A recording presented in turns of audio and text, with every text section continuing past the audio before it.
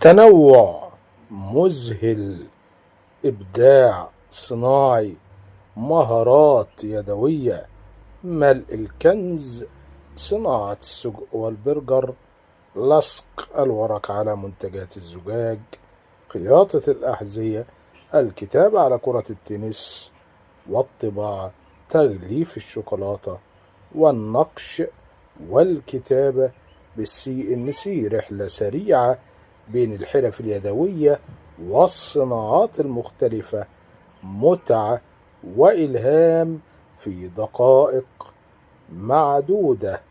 خطوط الإنتاج والصناعة عصب كل دولة متقدمة أو في طريق التقدم.